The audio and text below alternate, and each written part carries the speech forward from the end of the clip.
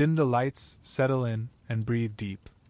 The air is heavy with incense, sweet, resinous, clinging to your lungs as it curls upward into the pale dawn sky.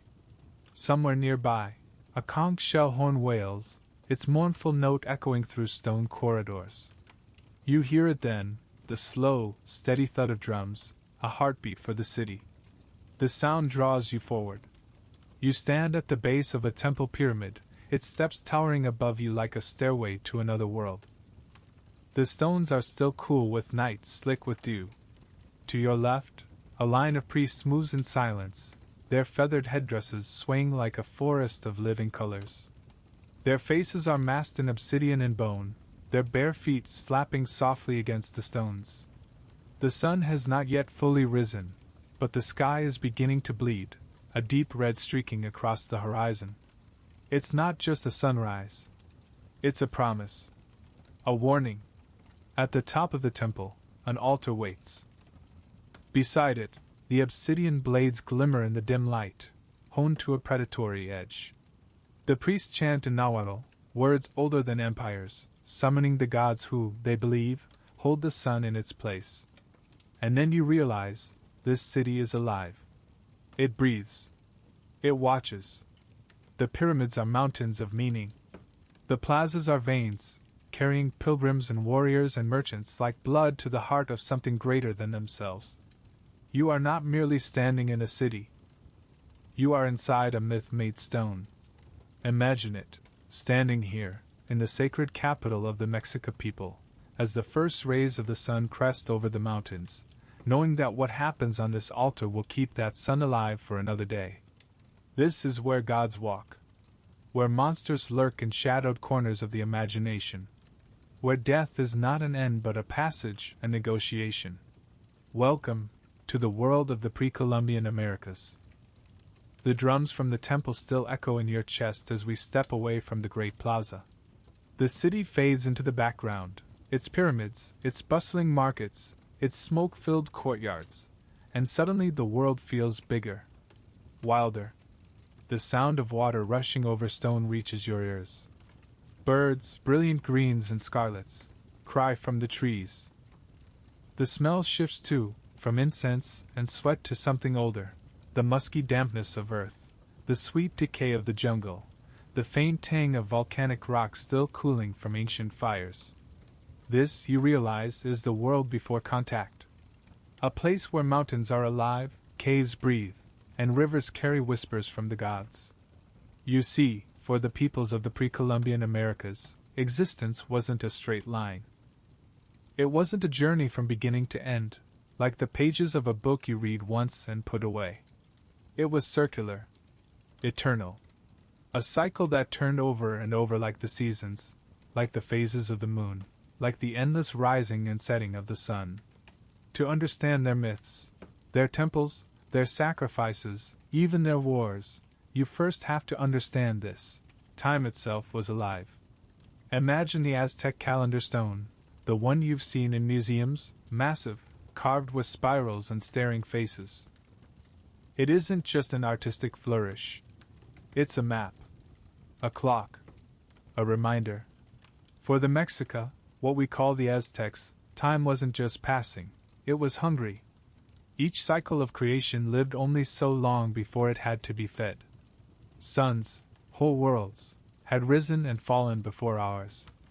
They believed we live under the fifth sun, the last of the creations. 4 worlds came before, each destroyed by catastrophe, jaguars devouring humanity, hurricanes tearing apart the sky, fires swallowing forests, floods drowning the earth. And we, you, me, everyone alive today, are living in a world sustained by sacrifice. Without offerings, the sun will not rise. This cycle will end. It's a sobering thought. And yet, there's hope hidden in it. Because if time is cyclical, death isn't really an ending. It's a return. A turning of the wheel. Step closer. We're at the edge of a campfire now, one that burns not for cooking, but for storytelling.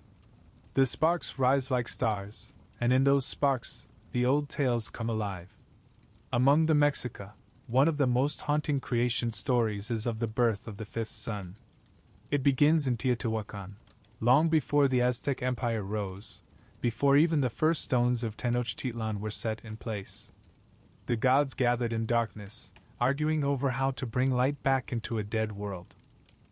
Two volunteers stepped forward, proud Tenochtitlan, adorned in riches, and humble Nanahuatzin, a god scarred by disease and dressed in rags. They would leap into a great fire to become the new sun. Tenochtitlan, resplendent and proud, hesitated at the last moment, recoiling from the flames. But Nanahuatzin, frail, coughing, trembling, did not falter. He leapt. And from his sacrifice the sun rose. Tenochtitlan followed, ashamed, and became the moon, a dimmer, lesser reflection. But the sun, even born from courage, wouldn't move. It hung in the sky, lifeless, until the other gods understood the terrible truth: to keep this new sun alive, blood must flow. It's a story that explains everything: why the Aztecs sacrificed captives, why warriors were honored, why the empire was built on a foundation of blood. To them, the sun wasn't just a ball of fire in the sky. It was a living god, fed by their offerings, their prayers, their lives. Now we travel east, into the lush jungles of the Maya. Here, in cities swallowed by green, Tikal, Palenque, Copan, the myths take us to another place entirely, the Popol Vuh, the sacred book of the Quiche Maya. It tells of gods trying, and failing, to make humanity. They mold people from mud. But the mud melts. They carve people from wood. But the wooden people are soulless, hollow, ungrateful. Finally, they turn to maize corn. They grind the kernels, mix them with water, shape them into flesh.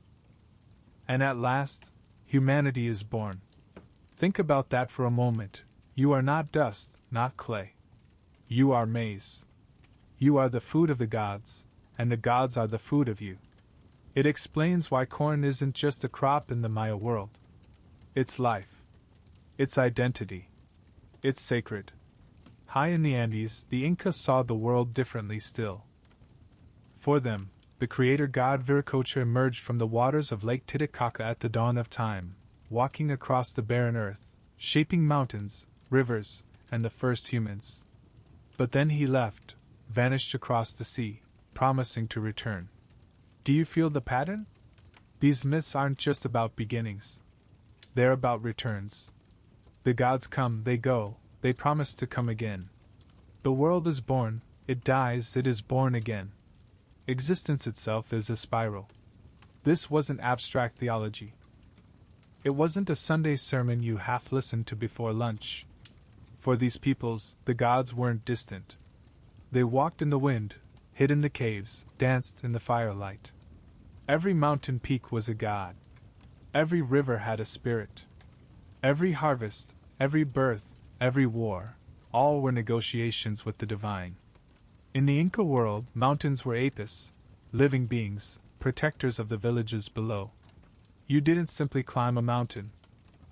You made offerings first: llama fat, coca leaves, chicha beer, because to ascend was to enter someone's body. In the Maya world, caves weren't just holes in the ground. They were mouths, gateways to Xibalba, the underworld.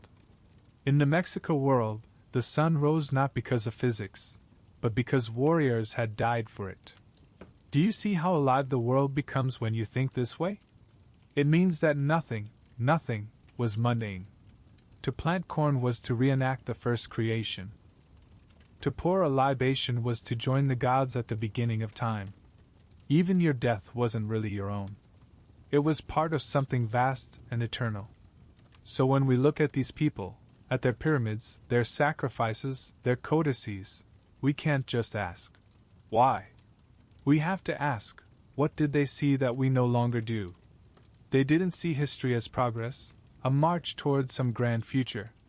They saw it as a wheel, a story retold, a dance between gods and mortals where every step, every prayer, every drop of blood kept the music going.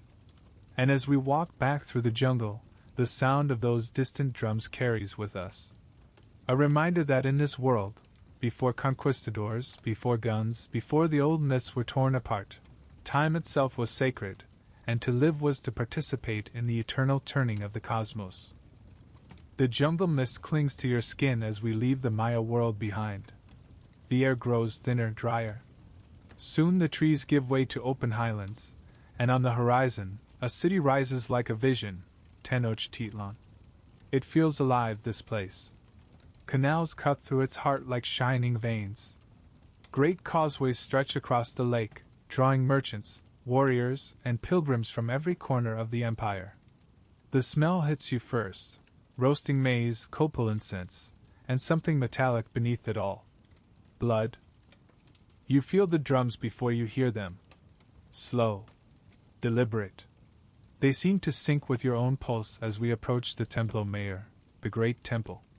It towers above the city, its twin staircases leading to two shrines, one for Huitzilopochtli, god of war and the sun, and the other for Tlaloc, god of rain and fertility. The two halves of life, side by side, one demanding blood to keep the sun alive, the other begging for water to feed the crops. This is the Aztec cosmos, carved in stone. Huitzilopochtli, the hummingbird of the south. A curious name for such a brutal god. To the Mexica, he was the sun itself, but also a warrior, forever locked in battle against the darkness. Every dawn was a victory, but one that came at a terrible cost. Without blood, without sacrifice, he would falter. The sun would die. That's the heart of it. Sacrifice wasn't cruelty. It was maintenance. Like feeding a fire, you had to give something up to keep the cosmos from collapsing. This wasn't just theology. It was myth, lived out in ceremony. Every beating heart torn from a chest, every head rolling down the temple steps, it all kept the fifth sun alive. And Huitzilopochtli's own origin story? It sets the tone for his hunger. Picture this, Coatlicue, the mother of gods, sweeping a temple floor. She finds a ball of feathers, tucks it into her sash, and, miraculously, becomes pregnant. Her children, the Sensen Huitznawa, 400 southern stars, are furious. They plot to kill her, to snuff out this unborn god before he even draws breath. But Coatlicue gives birth before they can strike. Out comes Huitzilopochtli, fully grown, armed, and blazing with divine power. He slaughters his siblings, tearing apart Coilzauqui, his sister, the moon goddess, and casting her body down from the mountain. Even in myth, Huitzilopochtli is born in blood, killing the night so the sun can rise. Every time the Aztecs raised their blades to the sky, they were reenacting this story. Every sacrifice was a replay of that first cosmic battle. But Huitzilopochtli wasn't alone in shaping the Aztec world. There was Tezcatlipoca, the smoking mirror, a god of shadows, chaos, and sorcery. He was everywhere and nowhere, capable of ruining a life with a whisper or gifting kings with glory. He's the god you feared to pray to but dared not ignore. And then there was Quetzalcoatl, the feathered serpent. Bringer of knowledge, patron of priests. A god who, in some stories, created humanity by bleeding onto the bones of the dead. Their relationship? Complicated. One myth tells how Tezcatlipoca tricked Quetzalcoatl into drunken disgrace, driving him into exile. A story some later said prophesied the arrival of foreigners who would destroy the Mexico world.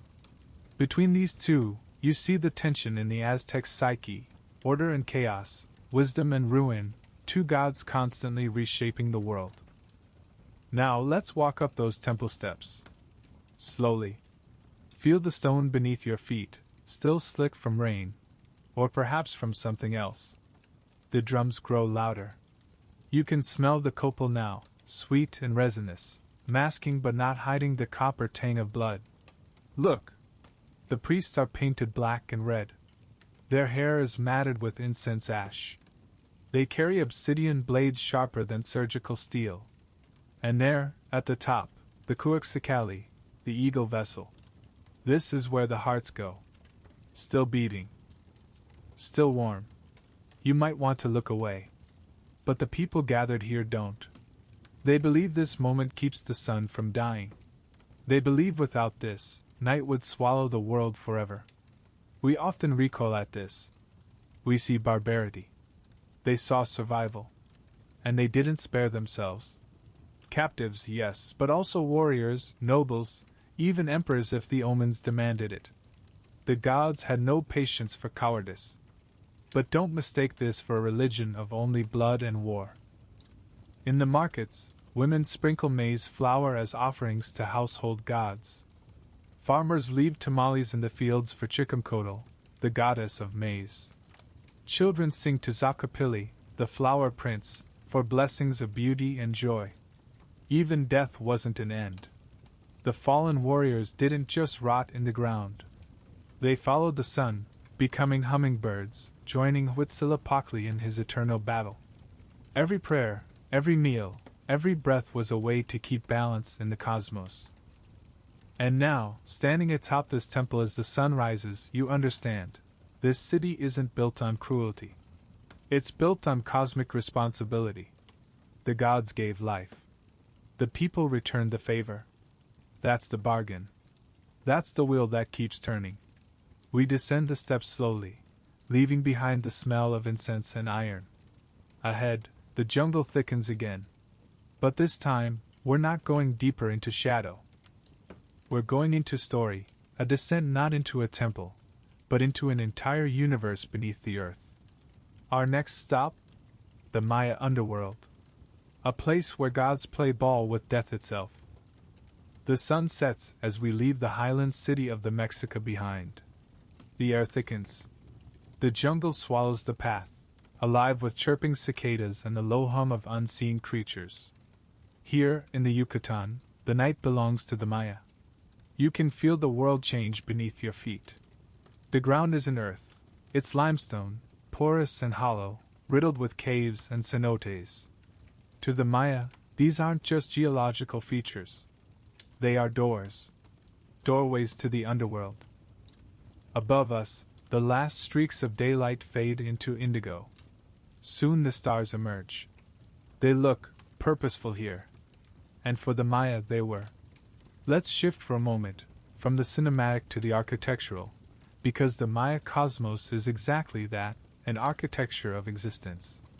They imagined the universe in three realms. The heavens, layered like a towering pyramid, where gods of sky, sun, and stars reside. The earthly plane, a fragile surface where humans live out their fleeting days. Xibalba, the underworld. A labyrinth of rivers, caves, and darkness where the lords of death hold court. Connecting these worlds is the ceiba tree, its roots burrowing into Xibalba, its trunk anchoring earth, its branches stretching into the heavens. Every Maya city mirrored this vision. Temples reached skyward like trees. Ball courts represented the liminal space between life and death. Caves and cenotes served as sacred entrances to the unseen world. When you stand in a Maya plaza, say, at Palenque or Copan, you're not just in a city. You're inside a cosmic map.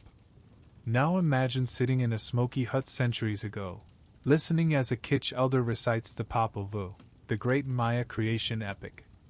It isn't just a myth.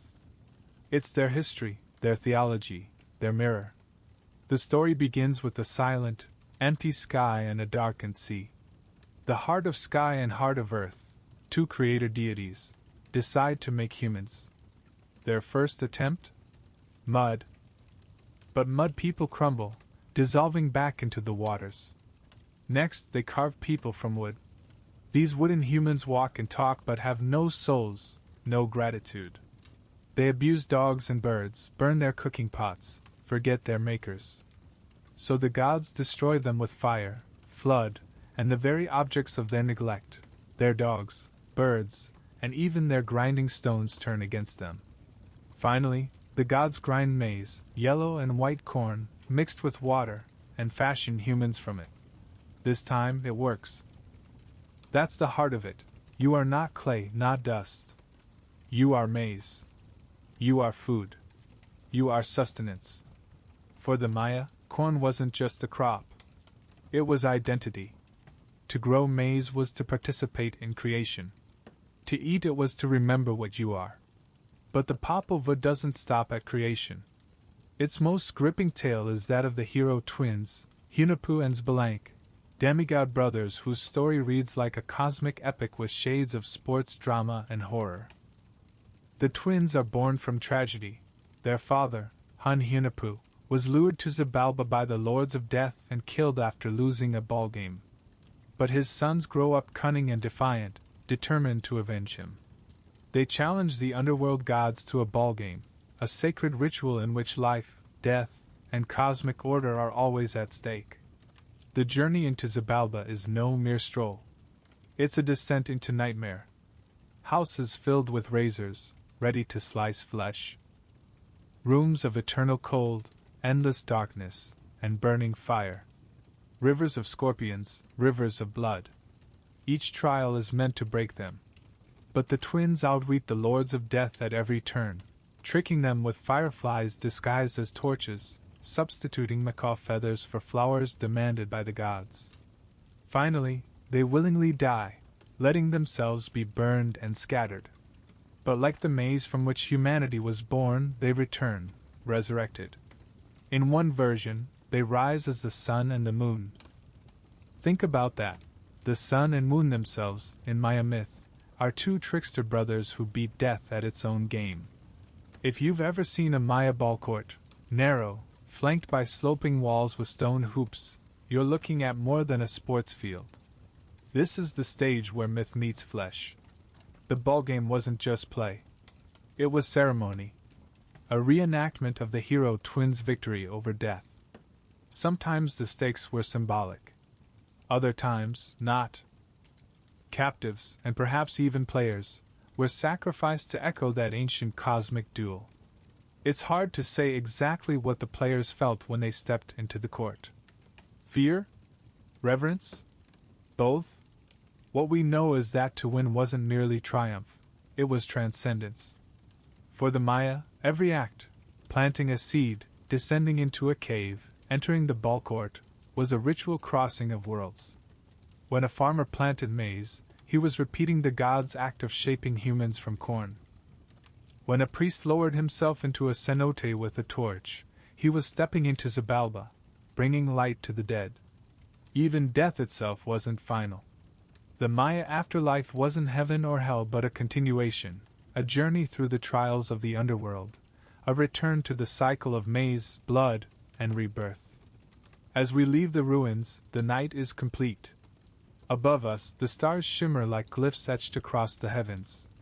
Somewhere, deep below, Xibalba waits, silent but watching. And ahead? The land rises. The air thins.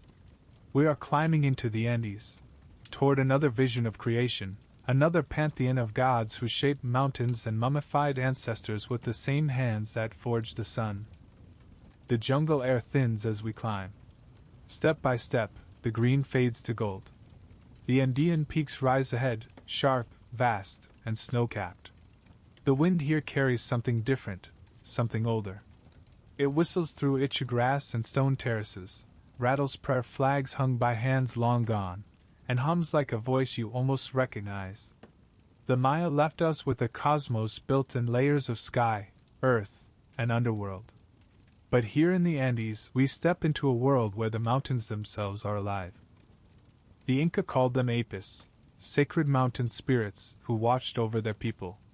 They were protectors, ancestors, sometimes even gods in their own right.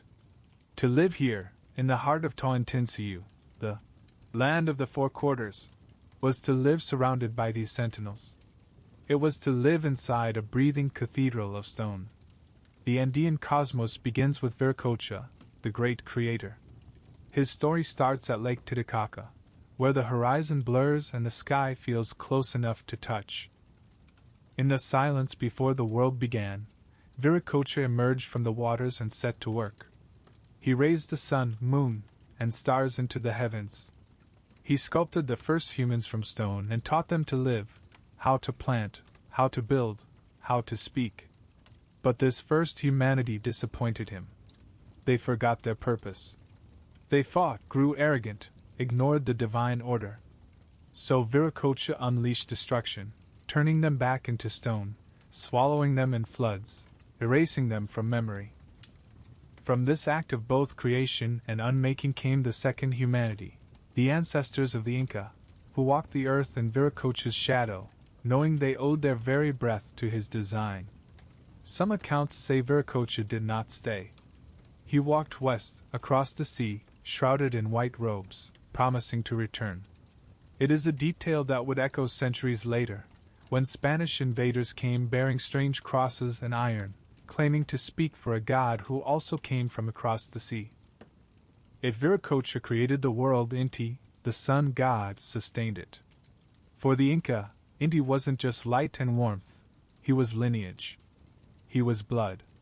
The Sapa Inca, the emperor, called himself Intipchurin, the son of the sun. To touch him without permission was a capital crime. To speak his name in vain was to invite ruin. In Inti's light, the Inca justified their empire. His favor gave them the right to rule. And his temple in Cusco, the Coricancha, was its beating heart, its walls lined with sheets of hammered gold so bright they were said to glow like dawn.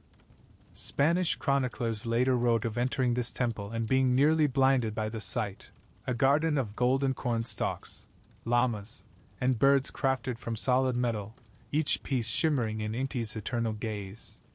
This wealth was not mere opulence. It was devotion. Every offering of gold, every ritual feast, was a way of feeding the sun so that he would continue to rise over the empire. But sun and sky meant nothing without the ground beneath their feet. That was the realm of Pachamama, Mother Earth.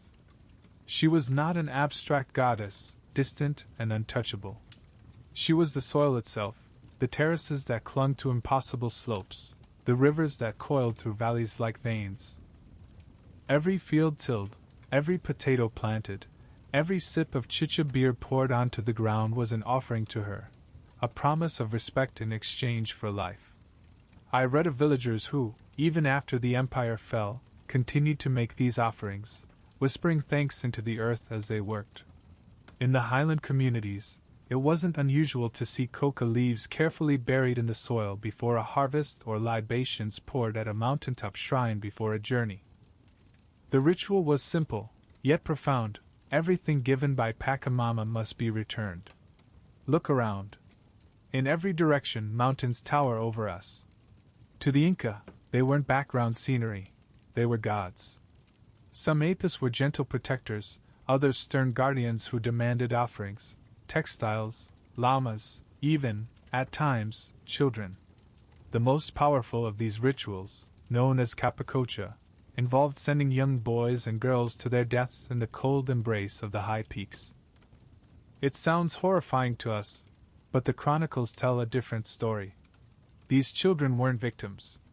They were chosen, prepared with care, honored, and believed to become messengers to the gods. Their mummified bodies, perfectly preserved in the ice, still lie hidden in these mountains, watching silently as centuries pass. History leaves us glimpses of those who shaped this vision. I think of Pachacuti, the Inca emperor who rebuilt Cusco into the shape of a puma, a living city, its head, body, and tail laid out across the valley. His designs weren't simply political, they were cosmological.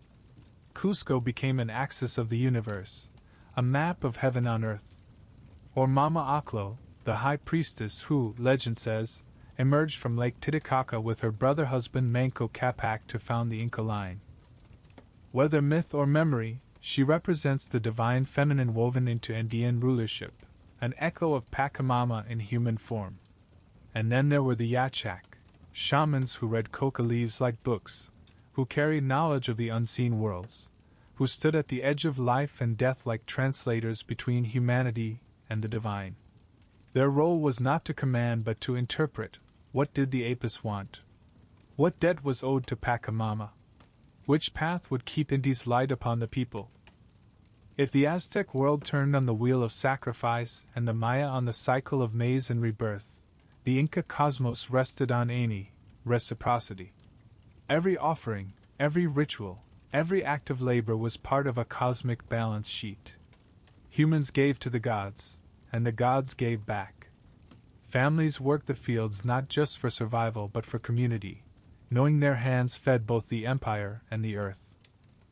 Even death wasn't severance. Inca mummies were dressed, fed, and consulted, kept as living participants in the affairs of the state.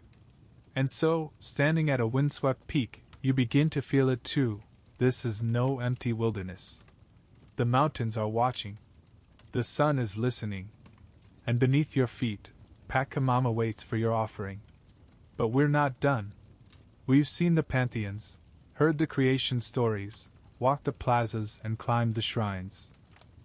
Now it's time to meet the ones who bridge the mortal and the divine, the shamans, seers, and visionaries who crossed the threshold of worlds and brought back messages from gods, ancestors, and the dead. The air thins further as we descend from the high peaks into a narrow valley. Night has fallen, but light flickers ahead, torches, their flames twisting in the wind. You hear the sound of rattles, the low thrum of drums, the whistle of flutes carved from bone. We are no longer in the realm of emperors or temple priests. We are crossing into liminal ground, the threshold between the living and the unseen, where shamans walk. You can smell it before you see it. The air is heavy with the sharp, acrid bite of burning herbs, the sweet smoke of Palo Santo and copal. Somewhere, someone is chewing coca leaves, the bitter taste flooding their mouth, warding off hunger and opening their senses. And beyond that, beneath everything, there's a note you can't quite name. It smells like the edge of a storm. Shamans, Yachak in the Andes, Tizitl among the Mexica, Ajkai in the Maya world, were more than healers. They were mediators. If priests kept the calendar and orchestrated public rituals, shamans worked in the spaces between, the midnight hours, the shadowed caves, the moments when a soul teetered between life and death. They were interpreters of the unseen, translators of divine language, and sometimes, unwillingly, hosts for spirits who refused to be silent. I've read the chronicles of Spanish friars who watched these rituals with suspicion and awe. They describe men and women who would fast for days, abstaining from salt and sex, until their bodies were hollow vessels ready to be filled with the voices of gods. Some would paint their faces black to signify their crossing into other realms. Others wore feathers or jaguar pelts, not as costumes but as extensions of the beings they communed with. No journey to the divine began empty-handed. Across the Americas, shamans used plants as keys to unlock doors that could not otherwise be opened. In the high Andes, there was coca, chewed slowly, leaves pressed into the cheek until the body hummed and the mind sharpened. Not the numbing powder Europeans would later weaponize, but a sacred companion. An offering to Pachamama. A guide for journeys that weren't measured in footsteps. In the Amazonian fringes, there was ayahuasca, the vine of souls. Mixed with other plants into a bitter brew, it tore open the veil between the living and the dead. Those who drank it spoke of visions so vivid they could feel the touch of ancestors on their skin. Among the Mexica, there was Tenochtitlan, the flesh of the gods. Mushrooms that turned the night into a living tapestry, where stars bled colors and the gods stepped down from their distant thrones to whisper in human ears. And in Maya ceremonies, balch, a fermented honey drink laced with the bark of the balch tree, opened the body to the warmth of divine presence. These weren't indulgences. They were obligations. To speak with the gods, you had to change your state. To hear the ancestors, you had to quiet the noise of the ordinary world. We step closer now. The ritual circle opens to us like an invitation. Look around, stones ring the fire. Beyond them, offerings, gourds of chicha beer, woven textiles, little effigies made of maize dough. At the center, a shaman sits cross-legged, face painted, hair bound in cloth. Before him, a bundle of coca leaves. Beside him, a bowl of water reflecting the firelight like a tiny mirror of the night sky. This is how they traveled without moving. To call the gods, you needed to create a place where worlds could meet, and so shamans went to caves, wombs of the earth, mountaintops, closer to the heavens, or darkened rooms filled with the hum of chanting. The Spanish feared these spaces. They saw witchcraft. But for the people who gathered here, this was survival. It was the only way to hear what the living alone could not know. If you've ever felt the presence of someone long gone, imagine magnifying that feeling until it breathes, speaks, demands. That was the shaman's work.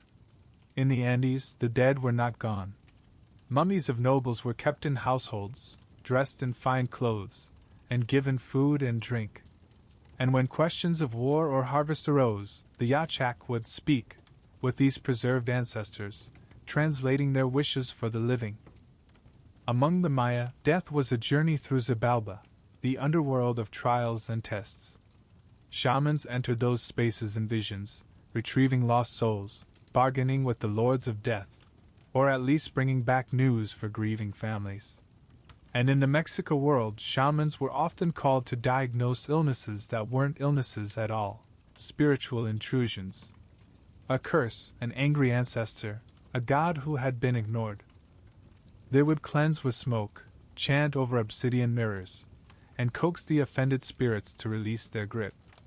I think of one chronicled in the Andes, an Inca priest named Tenochtitlan, a young girl chosen for a capicocha sacrifice. Before her death, witnesses said she fell into a trance, speaking with the voice of an apu, delivering messages to the emperor himself. Her body was carried to a mountaintop, offered to the gods, but her words echoed for years, the living memory of a child who became a divine mouthpiece. Or the Maya daykeepers, anonymous in name but vast in legacy, who kept the 260-day sacred calendar alive through conquest and silence. They are said to have used hallucinogenic smoke and hidden ceremonies to continue their readings, passing on knowledge in whispers when open practice meant death. And the Mexicatiso recorded by Bernardino de Sahagan, men and women who performed midnight rites, wearing masks of flayed skin to embody the god Totec, healing the sick by peeling away spiritual corruption. These were not mystics in towers. They were people of the community, born to carry burdens others could not bear. The drumming stops. The circle breathes together. For a moment, it feels like the mountain, the earth, the fire, and every unseen thing here are breathing with us. This is the work of the shamans, to hold the fragile threads between worlds so they don't break. But there is one realm of ritual we have only glimpsed so far, one that casts the longest shadow across these civilizations, the rites of blood and fire, the offerings that kept the sun moving, the rains falling, the crops growing, and the balance intact. We'll walk there next. The fire has burned low by the time we leave the shaman's circle. The air is cool, almost still, carrying the smell of earth after smoke, grounding, sobering. And yet, just ahead, the faint pulse of drums returns. A new rhythm. A different kind of ceremony awaits. Across the Americas, ritual was the language of survival. These weren't spectacles for entertainment. They were transactions, negotiations, conversations between the mortal and the divine. And in that dialogue, people offered what was most valuable: food, song, movement, time, sometimes even themselves, transformed in the act of giving. To step into these spaces was to step into the engine room of the cosmos. Among the Inca, fire was not just a tool, it was a courier. When priests lit flames in the Coricancha temple in Cusco, they believed the smoke carried prayers up to Inti, the sun, like warm breath rising to the heavens. Fire ceremonies were layered in meaning. A hearth tended at home honored Pachamama, while great pyres on mountaintops drew the attention of the apus. Archaeologists still find small, perfectly arranged hearths high in the Andes, built by hands that braved thin air and bitter cold to keep the bond between earth and sky alive. Sometimes maize or coca leaves were cast into the flames, a simple act of reciprocity. Watching the smoke curl skyward, I imagine how it must have felt to see one's offering vanish into the air, no longer yours, now carried into the realm of the divine. If fire sent messages upward, the earth herself received gifts downward. Among the Inca, it was common to pour chicha beer onto the soil before drinking, an acknowledgement that everything taken from Pachamama must be returned. Farmers buried coca leaves in the furrows of their fields as seeds were sown, a whispered promise of gratitude for the harvest to come. In the Maya lowlands, offerings were lowered into cenotes, natural sinkholes filled with deep, cool water. To drop jade beads, maize dough figurines, or incense into those dark pools was to return precious things to Chak, the rain god, and to the spirits dwelling in the watery underworld. And in the Mexico world, offerings weren't limited to temples. Entire neighborhoods shared in Calmecac rituals, burning copal incense, preparing food for the gods, and filling the air with the hum of prayers. These acts, quiet and rhythmic, were part of a daily balance that made cosmic life possible. And then there was the ballgame, played from Mesoamerica to the fringes of South America. You've seen the courts, long, narrow alleys flanked by sloping walls, sometimes adorned with stone hoops. But this wasn't mere sport. This was theater, the reenactment of the hero twins' journey into Xibalba, their defiance of the lords of death, their triumph that made the sun and moon rise. The game was played with hips, forearms, and knees, a heavy rubber ball bouncing between players. But beneath the skill and sweat ran symbolism, the ball as the sun, the court as the liminal space between life and death. Imagine the sound, the deep thunk of the ball, the cheers of spectators, the rhythm of drums aligning every pass with a heartbeat. This was more than competition. It was prayer in motion. Rituals followed the turning of the sacred calendars. In Tenochtitlan, each month carried its own feast. One celebrated the renewal of fire, another honored the rains, others were devoted to the maize cycle. These festivals often filled entire plazas with dancers, musicians, and costumed celebrants, feathers catching the sun, drums echoing between temple walls, incense clouding the air until heaven and earth felt a little closer. Among the Inca, the Inti Raymi, the festival of the sun, was the crown of the ritual year. 4 days, Cusco transformed into a living altar. Nobles in golden regalia processed through the streets, carrying offerings of maize, textiles, and llamas adorned with bright colors. The Sapa Inca himself, the living son of Inti, presided over ceremonies meant to ensure the sun's continued warmth and the fertility of the empire. For the Maya, festivals were bound to the 260-day sacred calendar. Daykeepers chose auspicious times for planting, travel, and ceremonies, ensuring that every act aligned with the rhythms of the universe. When you strip away the Spanish accounts and the later sensationalism, what remains is this: these rituals were acts of renewal. They renewed the sun's path across the sky. They renewed the rains that fed the fields. They renewed the bond between ancestors and descendants, humans and gods, life and the landscapes that held it. I read once that for the Inca, time itself was ritual, an endless loop of giving and receiving.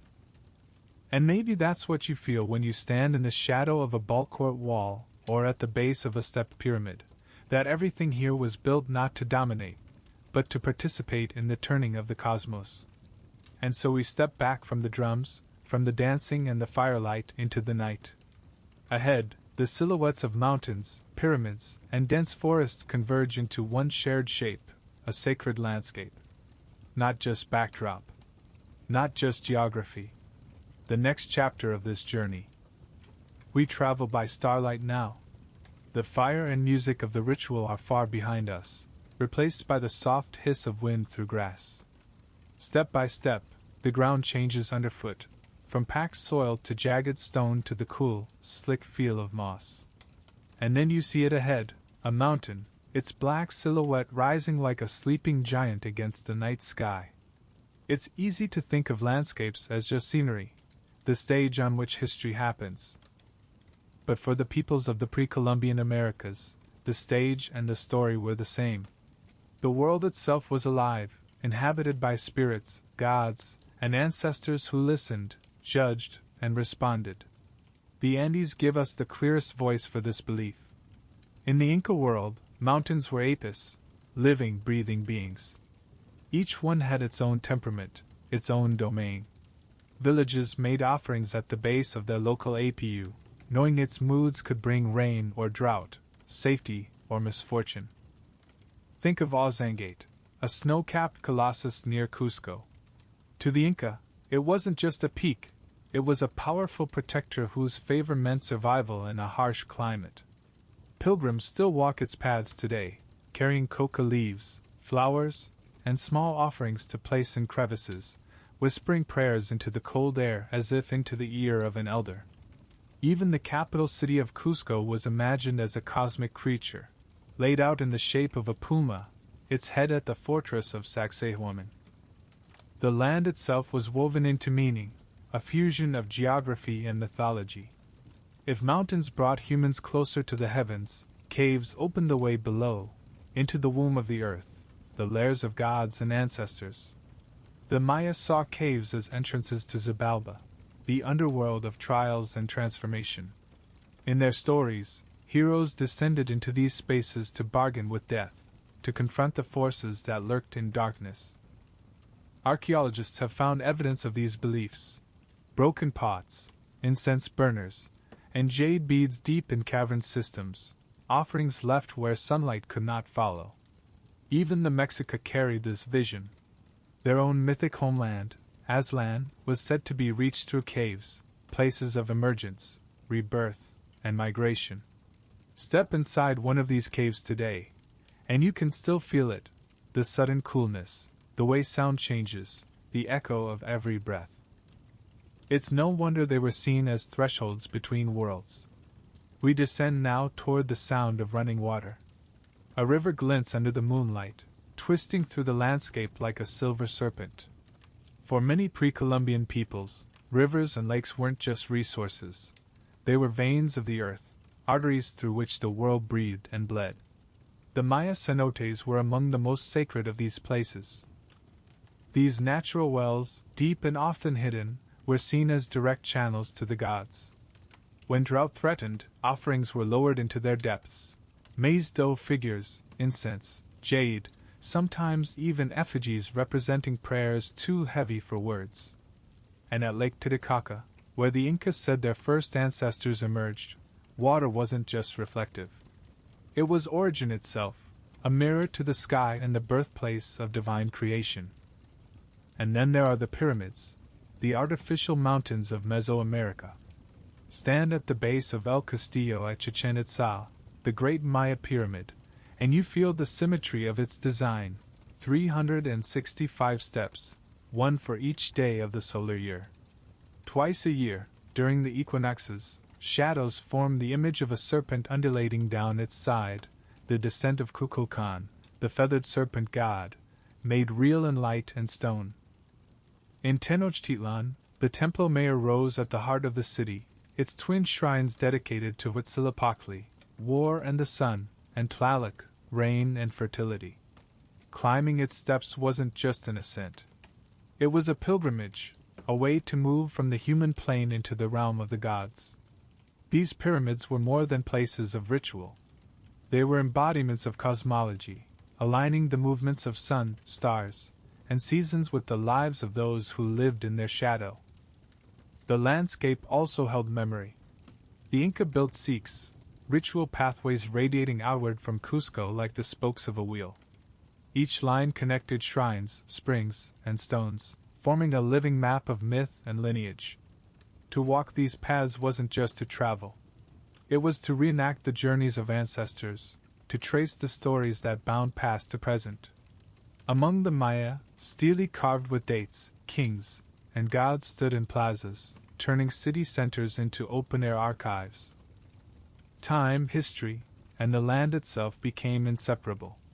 Standing here, on a mountaintop altar, in a cave thick with incense, at the edge of a shimmering cenote, you begin to understand, these were not passive places. They were conduits. Doorways. Every step into them was a crossing, from the profane into the sacred, from the temporary into the eternal. Even now, centuries later, these places hum. They hold the echoes of prayers, the residue of offerings, the quiet pulse of a world where gods and humans were never truly separate. The night deepens.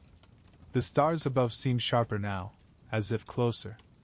Ahead lies our next passage, not a mountain or a river, but a journey beyond the living. If landscapes are thresholds, then death is the crossing that all must take. And for the peoples of these worlds, that crossing wasn't an end. It was a transformation. The path narrows. The night grows still. The wind that once rushed through the mountains has softened to a whisper, as though it, too, knows where we are going. Even the insects have quieted. All that remains is the rhythm of our steps and the pulse of your own breath in your ears. This is not the way to a temple or a marketplace.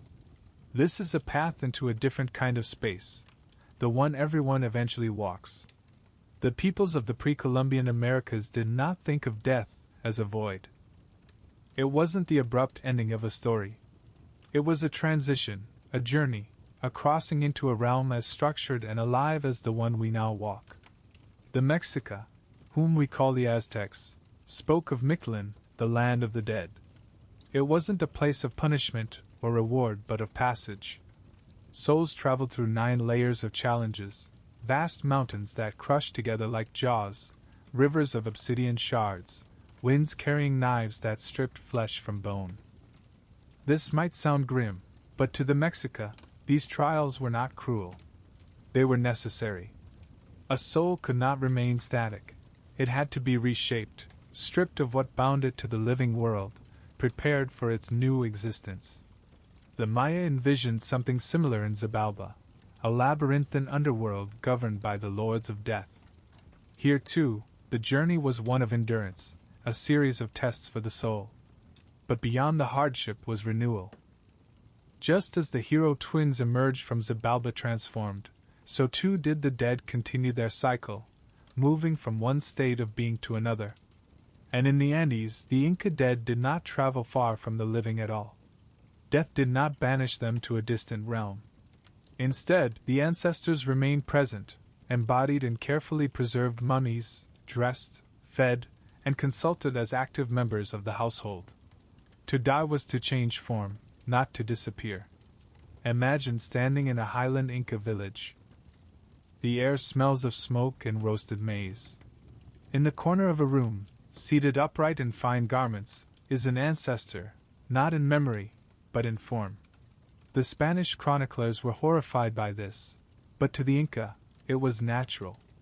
Ancestors, especially those of noble blood, were still part of the community.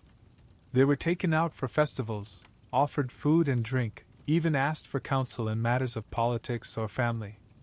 This practice was more than reverence. It was reciprocity. The dead gave protection and guidance, the living gave care and offerings.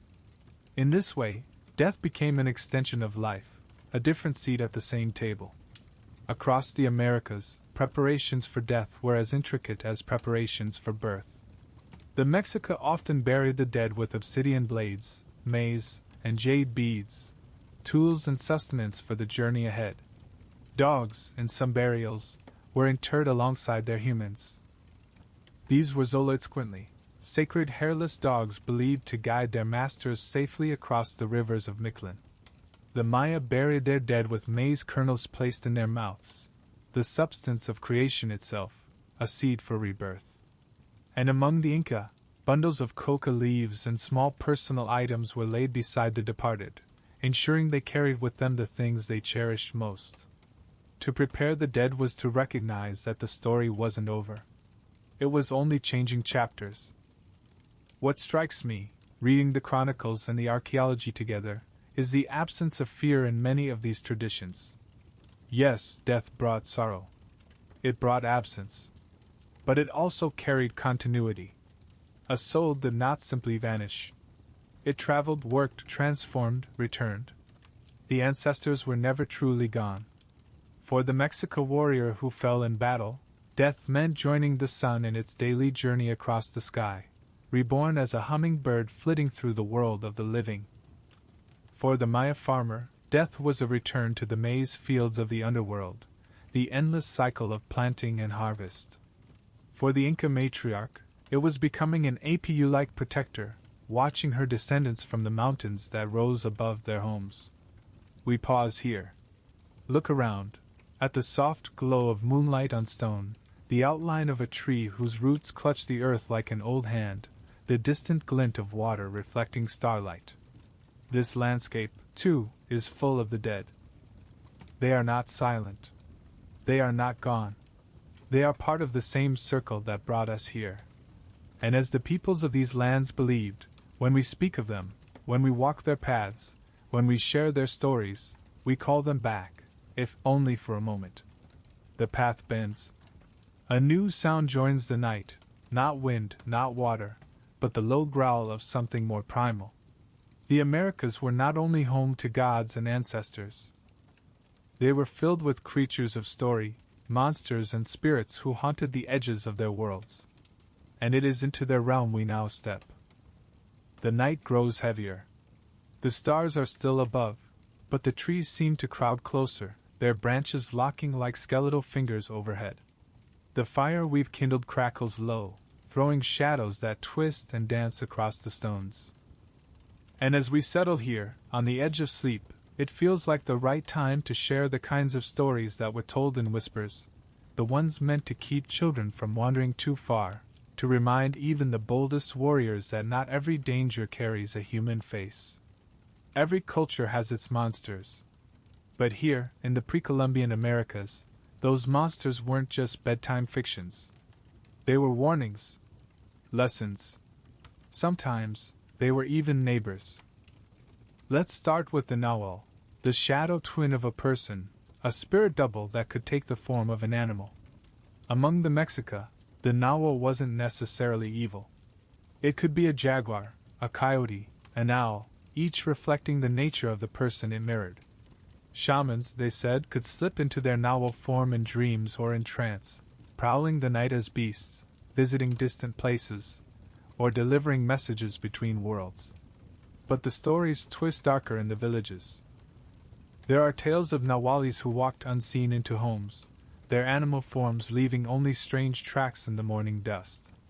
Of men who angered their neighbors and woke the next day to find their chickens dead, their goats vanished, and whispered that it was the work of a shapeshifter exacting quiet revenge. There is a certain warning buried in these tales: beware those who walk softly, who smile too easily. You may not see their shadow for what it is. Now look up. See the stars, clear and cold. For the Mexica, these weren't just lights in the sky. They were a battlefield. They believed in the Tzitzimime, skeletal star demons who lurked in the heavens, waiting for moments of cosmic weakness. During eclipses, when the sun was swallowed, the Tzitzimime were said to descend, attacking the living, devouring the unprepared. Pregnant women were told to stay indoors. Children were kept close. The city would hold its breath until the sun returned, the balance restored, and the demons driven back into their celestial prison.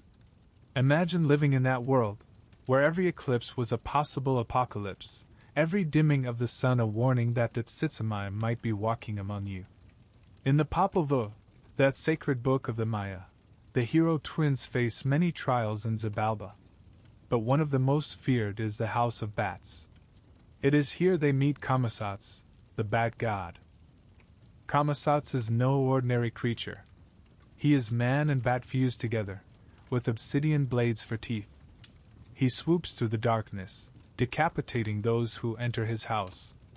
In some versions of the myth, even one of the hero twins is caught off guard, his head taken by Kamisats in a single, blinding strike. For the Maya, bats were liminal beings, living in caves, between life and death, day and night. To encounter Kamisats was to meet that threshold made flesh, a reminder that death waits silently in the dark places of the world. Even today, in some Guatemalan highland towns, older generations speak of bat-like spirits that carry away those who wander alone at night. The myth survives because the warning still matters. And then there are stories that ripple forward into our own time. If you've ever heard of La Llorona, the weeping woman who haunts riversides, searching for her lost children, You know her as a Mexican folk ghost. But her roots dig deeper, reaching back into pre-Hispanic traditions. Some scholars trace her to Cihuacotl, the Mexica goddess of childbirth and war, who was said to wail in the night as an omen of catastrophe. Others say she was one of the spirits who wandered the roads, crying for those about to die in war. It's strange how these echoes survive. A goddess becomes a ghost, her grief stretching across centuries, still whispering by dark rivers. Travel far into the Peruvian Amazon, and you'll hear another name murmured around fires, the tunch. They say it announces itself with a whistle, soft, rhythmic, never far. If you hear it once, you are safe. If you hear it twice, the tunch has taken an interest in you. And if you hear it a third time, you will not return. Some call it a wandering soul. Others say it is a forest guardian, punishing those who desecrate the jungle. But everyone agrees, if you hear the whistle, you must not answer it. This is how the jungle speaks to its children, not in words, but in warnings embodied by the creatures it hides. In the maize fields of Mesoamerica, farmers sometimes whispered of spirits that lived between the stalks. Small, childlike beings with hair like tassels, who could bless or curse a harvest depending on how they were treated. Leave them offerings, a little food, a prayer, and they would protect your crops. Neglect them, and they would lead you in circles, trap you in their endless fields until exhaustion overtook you. The fields were alive. The corn was alive. And those who tended it were never truly alone. You may be wondering, why tell these stories?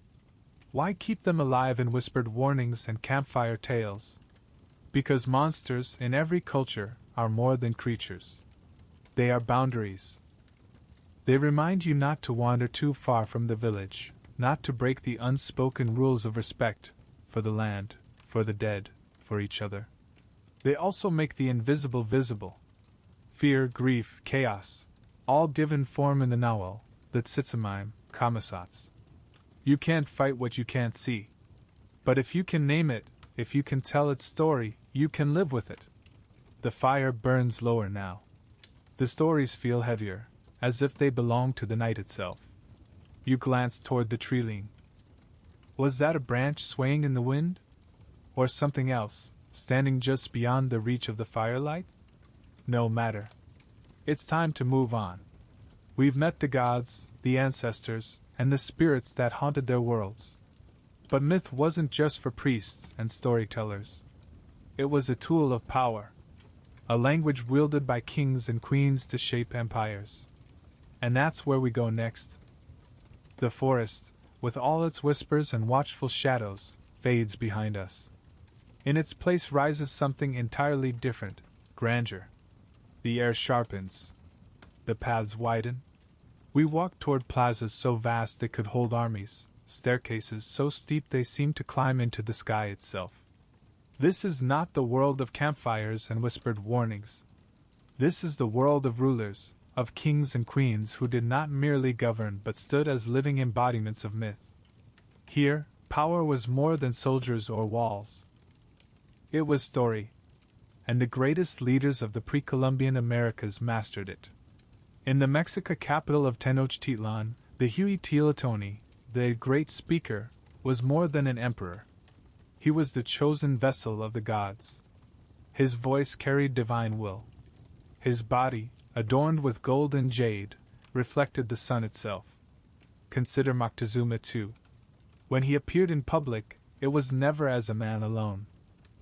He walked encircled by attendants holding canopies of brilliant feathers, musicians playing rhythms that announced his divine presence before he even arrived.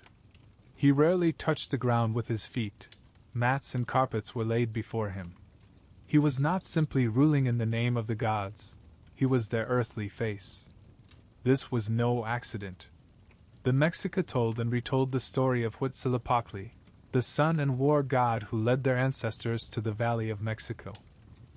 They built their capital where his prophecy had pointed them, on an island where an eagle perched on a cactus, devouring a serpent. That symbol, the very heart of their origin myth, still beats on the flag of Mexico today. By tying their emperor's authority to the will of Huitzilopochtli, the Mexica turned conquest into cosmic destiny. Every new territory added to their empire wasn't just expansion. It was the fulfillment of the gods' mandate. In the Maya world, kings didn't just rule space. They ruled time. Look at the stele of cities like Copan or Tikal, towering stone slabs carved with images of kings and elaborate regalia, each glyph recording the dates of their greatest acts. These weren't mere records. They were claims of cosmic synchronization. The Maya saw their rulers as intermediaries between mortals and gods, guardians of the calendar whose rituals kept the sun and stars on their proper paths. When a Maya king bled himself in ritual sacrifice, pulling thorns through his tongue or ears, he wasn't only offering his pain. He was opening a conduit to the divine, ensuring his city's survival in the cycles of time. Think of Kinich Janab Pakal, the great king of Palenque. His tomb, carved with the image of his descent into the underworld, shows him not as a man but as a maize god, reborn through death, an endless cycle of vitality and authority. Even in death, he remained part of the living cosmos. And then there was the Sapa Inca, emperor of the Inca Empire, Intipchurin, the son of the sun. His bloodline was divine.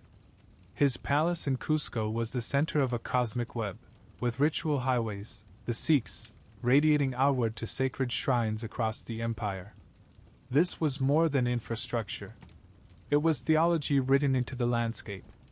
One figure looms above them all: Pachacuti, the Inca ruler who reshaped Cusco and the empire itself. His name means Earthshaker, and that's what he did, not just in war, but in myth. Under his reign, Cusco was rebuilt as the body of a puma, the Coricancha temple glowed with gold offerings to Inti, and royal festivals like Inti Raymi transformed political power into divine theater. When Pachacuti expanded the empire, he didn't frame it as conquest. He called it a renewal of the world, Pachacuti, a turning of time, a cosmic realignment. Through him, expansion became sacred duty. It's easy to see these stories as beautiful, and they are, but they were also weapons. Myth justified war. It turned political ambition into divine will. It gave rulers the authority to demand labor for massive projects, pyramids, terraces, roads, because those structures weren't just for humans. They were for the gods. And it worked.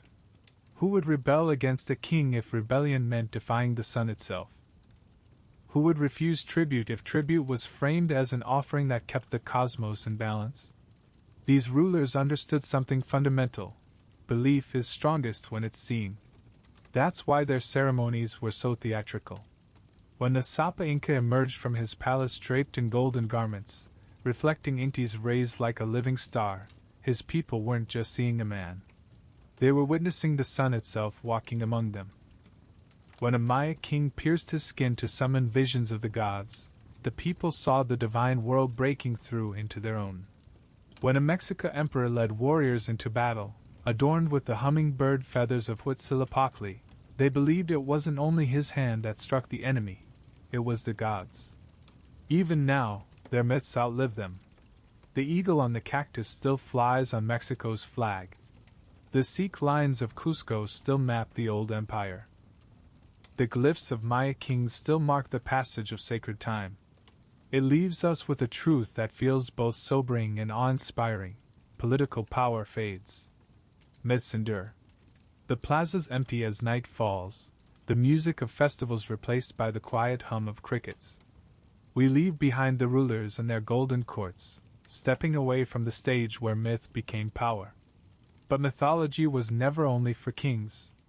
It belonged to everyone: farmers, mothers, warriors, midwives. It lived in kitchens and fields, in lullabies and planting songs. And it is in that everyday world that we walk next.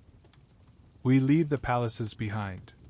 The gold-plated walls of Cusco, the towering pyramids of Tenochtitlan, the stele of Maya kings, all of it fades into the distance as we follow a dirt path winding into the heart of a village.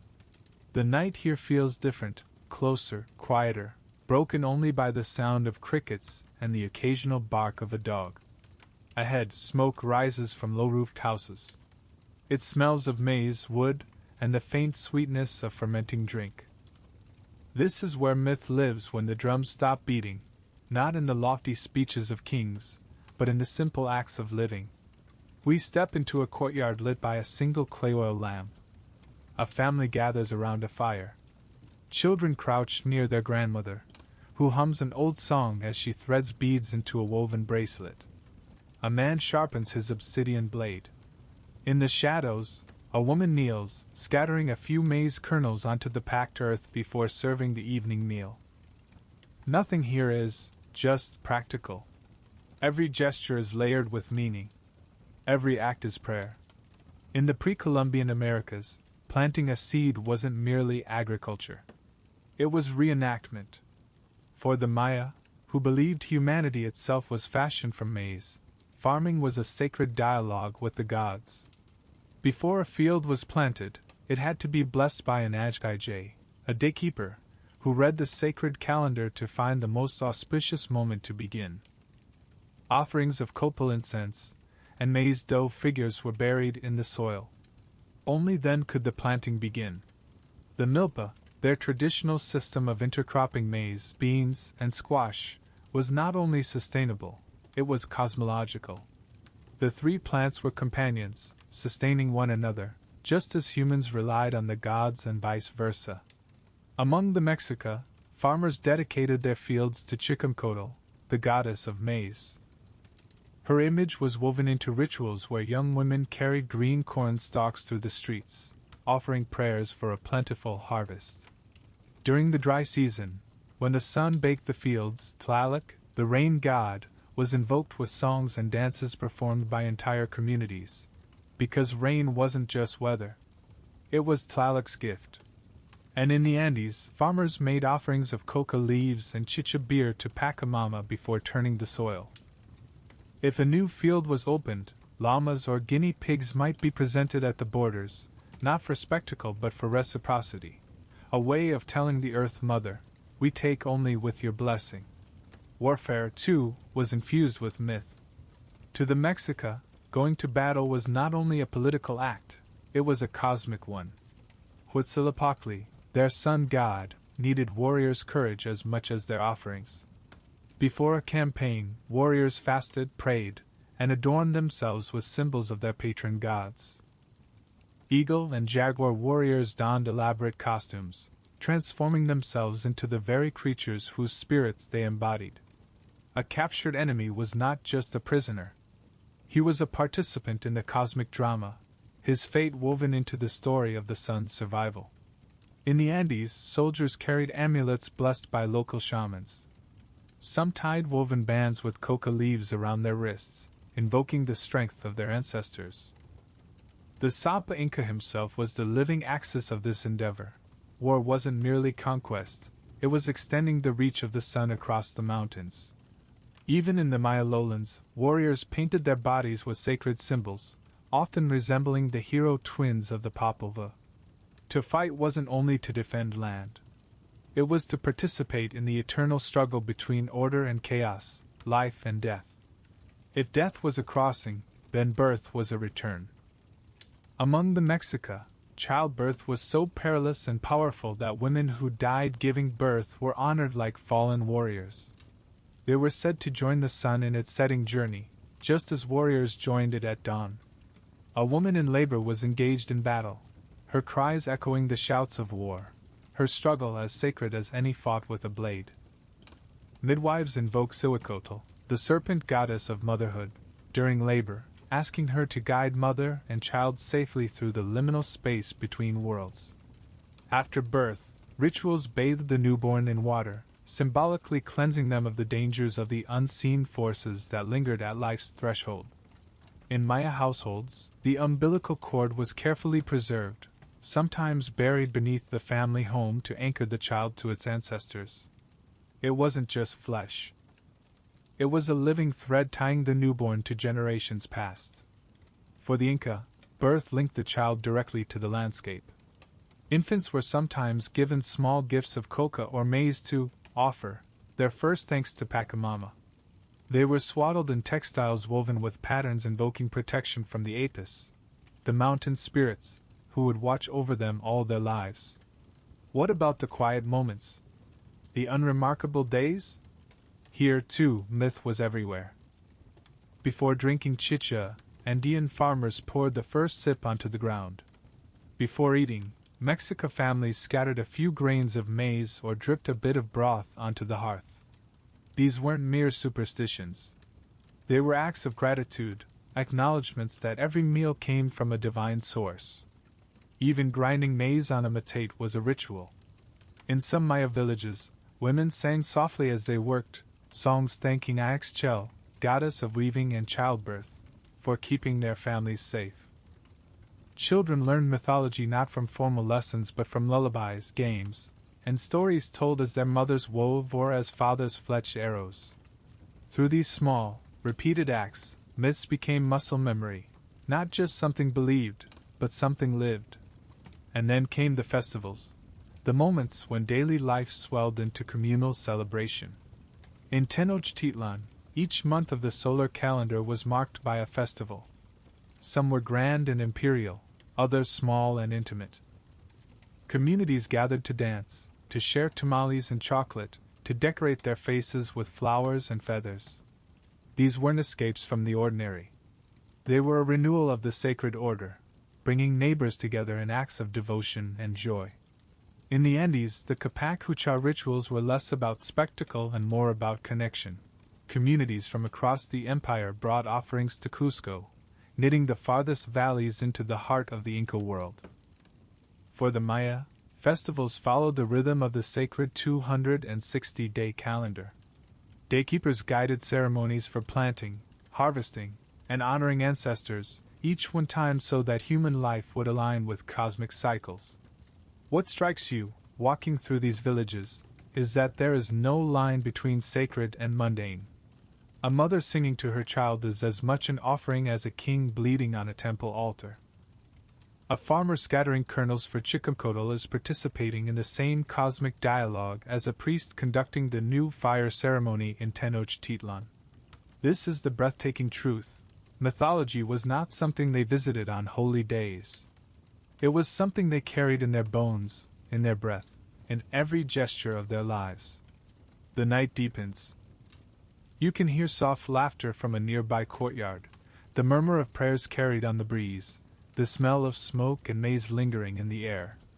It is easy to imagine these rhythms lasting forever, unbroken, eternal. But the world changed. A new faith arrived with fire and steel. And when it collided with these beliefs, it did not erase them. It reshaped them. That's where we go next. Dawn creeps over the village. The first rays of sun strike the thatched roofs, and you hear it, the low toll of a bell. A sound foreign to this land, yet now woven into its mornings. We follow it down a dusty path, past houses still wrapped in sleep, toward a whitewashed chapel where smoke rises, not from copal incense as before, but from the smolder of Catholic candles. Inside, a priest prepares for Mass. But step closer, and you'll notice, beneath the crucifix on the altar rests a small offering of maize and coca leaves, laid quietly, discreetly. It is the old world, living inside the new. This is the story of what happened when two worlds collided, and refused to fully erase one another. When the Spanish arrived in the Americas, they did not come quietly. They came with crosses and cannons, priests and soldiers, determined not only to conquer land but also to claim souls. In Tenochtitlan, missionaries toppled the temples of Huitzilopochtli and Tlaloc, planting churches atop their ruins. In Cusco, the Coricancha, the Temple of the Sun, was stripped of its golden walls and remade into the Santo Domingo Monastery. Maya codices were gathered and burned in great pyres, their painted glyphs condemned as heretical. The intention was clear: erase the old gods. Replace them with the Christian God. But belief does not yield so easily. Instead of vanishing, many indigenous beliefs slipped beneath the surface, wearing the guise of Catholicism to survive. In Mexico, Tenantzin, the mother goddess of fertility, became entwined with the image of Our Lady of Guadalupe. The Virgin appeared, not in Rome or Jerusalem, but on Tepeyac Hill, the very place Tenochtitlan had been worshipped for centuries. To the Spanish, this was the miracle of conversion. To the Mexica, it was continuity, their mother goddess reborn in a new form. In the Andes, Pachamama did not die. She became the Virgin of the Earth. In highland villages, Christian saints were paraded during festivals. But look closer, and you see offerings of coca leaves, chicha beer, and llama fat left quietly along the procession route. These weren't for the saints. They were for the apus, the mountain spirits who had always guarded the people. Even Maya daykeepers, forbidden to use their old calendars, hid their rituals within Christian feasts. Prayers once offered to Chak, the rain god, now coincided with prayers to St. Thomas or St. James. The names changed. The essence remained. This blending wasn't always quiet. Sometimes it was open defiance disguised as devotion. I read of Andean communities who would attend Mass dutifully, then, under the cover of night, climb to mountaintop shrines to pour libations for their ancestors. Of Nawa midwives who baptized infants with holy water while still whispering invocations to Cihuacotl, ensuring the child was protected by both Christian and indigenous powers. In some Maya towns, saint statues were treated as living gods, clothed, fed, even punished if prayers went unanswered. To the friars, this looked like heresy. To the Maya, it was simply the old ways continuing under new names. But not all adaptation was peaceful. There were those who refused to mask their faith. In Yucatan, Maya priests led uprisings, destroying churches and declaring the return of their gods. In the Andes, the Taki Ankoy movement, the dancing sickness, swept through villages. Prophets claimed the old Huacas, the sacred spirits of the land, had awakened to drive out the Spanish. They danced in trances, proclaiming a world reborn where the apus would once again rule. Most of these rebellions were crushed. But their echo lingers, carried in the quiet defiance of every prayer whispered in two languages, every offering made to both saint and spirit. Over time, a new spiritual landscape emerged, not wholly Christian, not wholly indigenous, but something in between. A campesino in the Andes might kneel before a crucifix, then sprinkle coca leaves at its base for Pachamama. A Nawa farmer might carry a rosary in one hand and offer tamales to Tlaloc in the fields. A Maya daykeeper might light a candle in a church, facing not the priest's altar but the east, toward the rising sun that still marks the heart of their calendar. These acts were not confusion. They were survival. They were an insistence that the world before contact still lived, disguised but unbroken. Yes, much was lost. Codices burned, languages silenced, rituals forbidden. But what endured is astonishing. Walk through the highland markets of Peru, and you'll still find despachos, offerings of food, coca, and tiny figurines wrapped in paper, burned as gifts to Pachamama. Visit rural Mexico during the Feast of the Virgin of Guadalupe, and you'll hear Nahuatl prayers rising with Spanish hymns.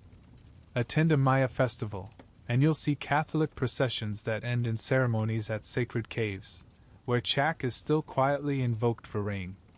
The old gods are not gone. They are simply wearing new names. We leave the chapel now, the bell silent, the sun climbing high. The air smells of incense and earth, old and new worlds braided together. Our journey nears its end, but one more path remains, the one into mystery. Into the places where knowledge has been lost, where questions outnumber answers, where the myths we've carried this far dissolve into silence. The road is quiet now. The living voices of villages, the songs of fields, the echoes of festivals have faded behind us. We are alone with the remnants of empires. The path leads us to a dense stretch of forest where trees twist like old guardians, their roots pulling at stone foundations long surrendered to time. Then, the forest breaks, and you see it, a city in ruin. A place where silence speaks louder than any chronicle. Staring at the crumbling pyramids and fractured stelae, you can almost hear them, the unspoken stories, the countless myths and rituals that once filled these plazas. But most of them are gone. Burned. Buried. Forgotten. And that is what makes this chapter different. Up until now, we've walked through worlds that, though fractured, still had a voice. Now we walk into absences, the spaces where the voice has been silenced. When the Spanish arrived, they did not just conquer. They unmade. In the Maya world, books were life. These weren't books as we know them, but codices, accordion-folded sheets of bark paper coated in lime, painted with glyphs and images that captured the stars, the gods, the rituals of the living and the dead. They were libraries of a people who saw time itself as a living thing to be mapped and kept. And then came Diego de Landa, the Franciscan bishop of Yucatan. He gathered these codices, centuries of memory, and burned them in a pyre at Mani in 1562. He wrote of his actions without hesitation. We burned them all, and they regretted it greatly, and were afflicted. Today, out of what may have been thousands, only 4 Maya codices survive, the Dresden, Madrid, Paris, and Grolier. 4 voices, whispering from a drowned world. The Mexica also wrote codices, pictorial histories, tribute lists, sacred genealogies. Some were hidden by indigenous scribes, others seized and reinterpreted by Spanish hands, their meanings diluted, their voices subdued. Entire pantheons may have been lost in those flames, entire songs and ceremonies consigned to silence. And then there were the Inca, who didn't write in books but in knots. Their quipus, cords of varying lengths, colors, and knot patterns, were archives of empire, tribute tallies, census records, and perhaps far more. Some scholars now suspect certain quipus may have encoded narratives, even myths. But the Quipucamaics, the keepers of this knowledge, were killed or forbidden to teach their craft. Without them, the cords became mute. Imagine it, thousands of threads once alive with memory, now hanging lifeless in museum drawers. We know they hold meaning, but not how to speak their language. In plazas across Mesoamerica, stone gods stand abandoned, their faces weathered but still watching. Some we recognize: Chak, the rainbringer, Huitzilopochtli, the sun's champion, Pachamama, mother of all things. But others?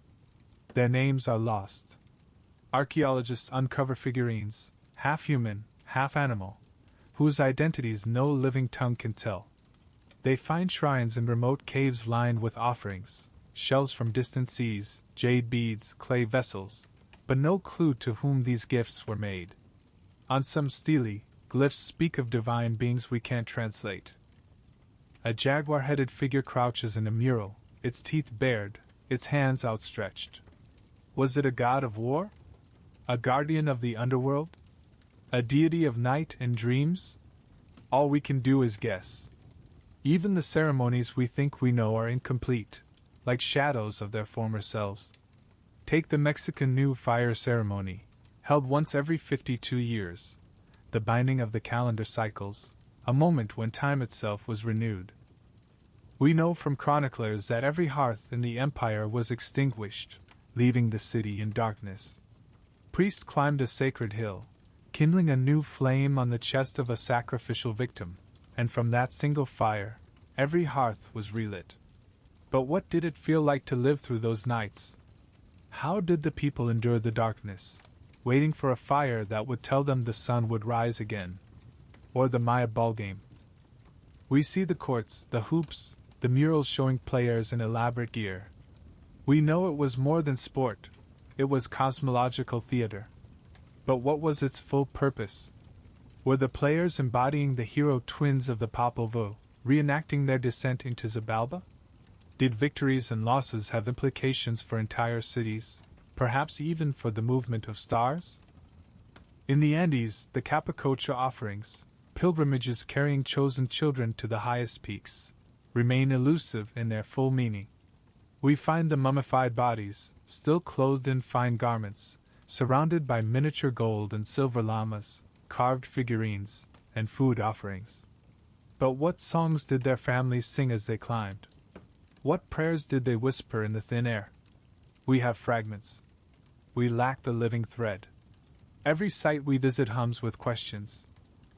In Teotihuacan, the great city of the gods, who built its monumental pyramids? Why was it abandoned? Why were its murals painted with jaguars, serpents, and strange feathered beings whose identities we still debate? At Tikal, the temples aligned perfectly with solstices and equinoxes. Was this for agricultural timing? Spiritual rebirth? Or some more complex relationship between kingship, the stars, and the gods? At Ollantaytambo, in the sacred valley of Peru, Inca stonework achieves an almost supernatural precision. Did they build to honor indeed the sun?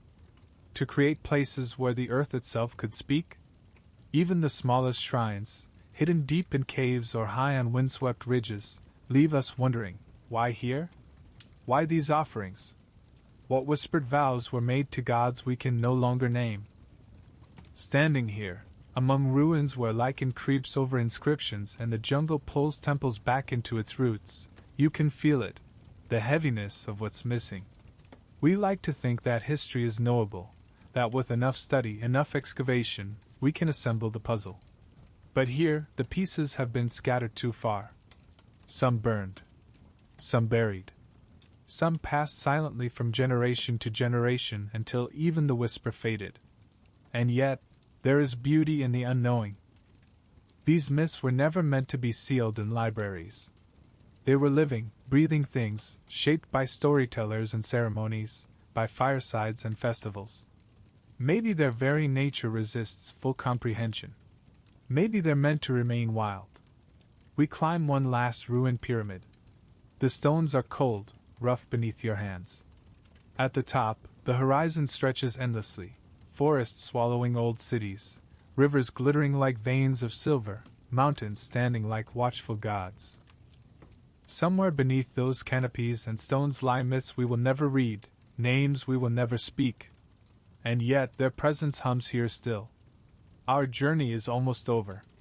But before it ends, we must step into the present, to see how these myths, though battered by centuries, still breathe in the rituals, the festivals, the very blood of the living. The ruins do not let go easily. As we leave them, you can still feel their presence, a weight, like a hand on the shoulder, urging you to look back one last time. But ahead, the path opens. The forest thins. And with each step, we return to the living. We find ourselves in a modern village, its streets unpaved, its houses simple, its skyline crowned not by pyramids or gold-plated temples, but by the steady rhythm of daily life. A woman hangs bright woven blankets to dry in the sun. Children chase each other through the dust. And yet, look closer.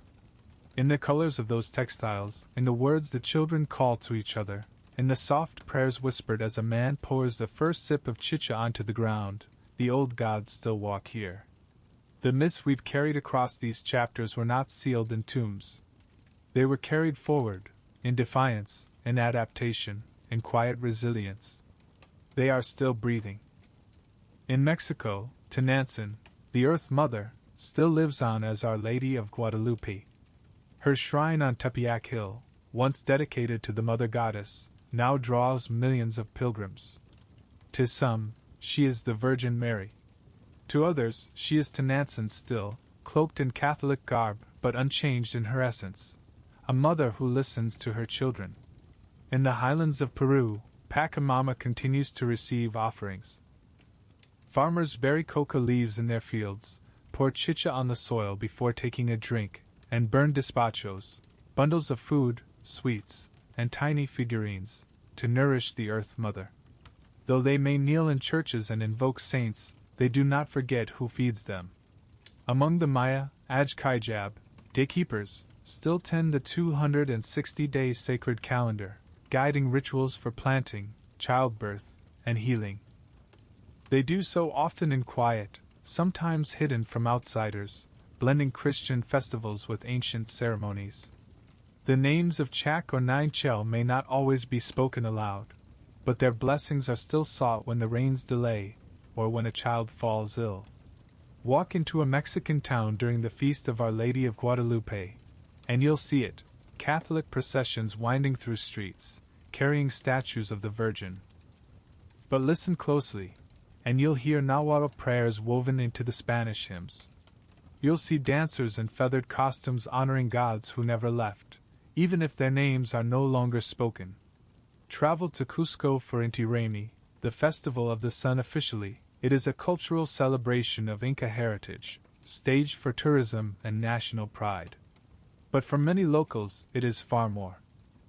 When the dancers move in their radiant costumes, when the Sapa Inca's role is reenacted on the steps of Sacsayhuaman, it is a remembrance, a whisper to Inti that his children have not forgotten.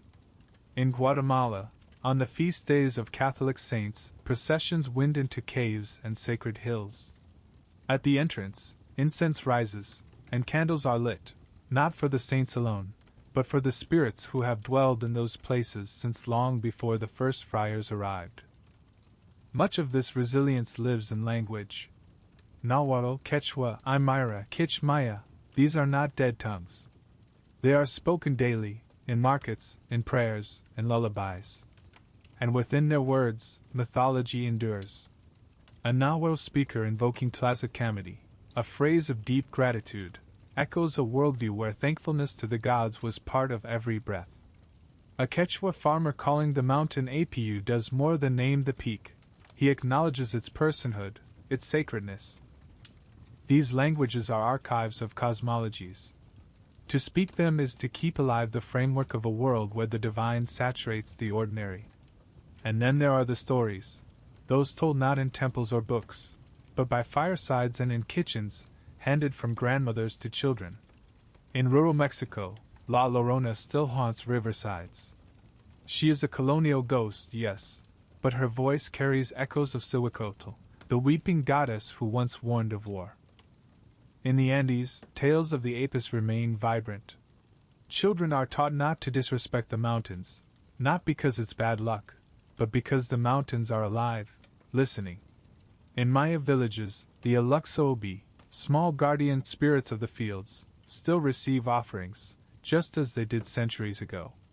Farmers leave food at the edge of their milpas, knowing that if the Aluxobi are pleased, the harvest will be safe. These are not relics. They are living myths, reshaped but unbroken. Something else is happening, too. Across the Americas, indigenous communities are reviving what was silenced. Scholars are reconstructing lost Maya texts. Quipu researchers are decoding knots once thought indecipherable. Youth collect oral histories, preserving the myths their grandparents feared to tell under colonial rule. Festivals once suppressed are returning in full color. Rituals once whispered are spoken aloud. The world that was nearly burned away is being stitched back together, thread by thread. And it's not only indigenous peoples who are listening. Artists, musicians, and writers across the Americas are drawing on these old myths, breathing them into novels, films, murals, and songs, ensuring that the gods and monsters of the pre-Columbian past continue to walk in the modern imagination. We stand now at the edge of a highland field. The sun is setting, painting the sky in gold and crimson. A woman kneels at the soil's edge, pressing coca leaves into the earth. She doesn't look at us, doesn't speak. But you know what she's doing, offering thanks. It's the same gesture her ancestors made 1,000 years ago. This is the quiet truth of legacy. Myths survive not because they are frozen in time, but because they keep moving, passed hand to hand, reshaped, hidden when needed, revealed when safe. The wind rises. The sky darkens. Somewhere in the distance, a drum beats faintly. Perhaps from a festival, perhaps from memory. We've walked through worlds of gods and monsters, of kings and farmers, of death and renewal. And now, at the journey's end, one thing is clear: these myths are not ruins. They are roots. And they are still alive. The path ends where it began, in stillness. Imagine it now. We are no longer climbing pyramids or walking through crowded markets. We are seated by a low fire. The stars above are brighter than any torch, older than any temple. The night is cool, the ground soft beneath us, the wind carrying the scents of wood smoke and distant rain. We have walked through so much together. We stood at the foot of Mexico pyramids, listening to drums that kept the sun alive. We descended into the Maya underworld, where heroes played ball with death itself. We climbed Andean peaks where the apus, the mountain spirits, still watch over their people. We sat in the dark with shamans who bridged the living and the unseen. We listened to stories of gods with many faces, of monsters who guarded the edges of the world, of rulers who wrapped themselves in myth to touch the divine. We have seen death reimagined as journey, felt daily life revealed as ritual, and watched myth survive conquest, not by breaking, but by bending, blending, hiding, and quietly enduring. And through it all, one truth lingers: myth is not the past. It lives in the prayers whispered in mountain villages, in the festivals where saints and old gods dance together, in the languages that still carry the heartbeat of these worlds. It lives in the stories told by elders to children at night, stories that shape not only memory, but identity. As we sit here by the fire, perhaps we understand something these cultures always knew: that the divine isn't distant. It's not locked away in temples or hidden in ruins. It is here, in the earth beneath us, in the stars above, in the breath between one word and the next. So let us rest now. Let the fire die down to embers. Let the voices of the gods, the ancestors, and the storytellers who carried them hum softly in the background of your thoughts.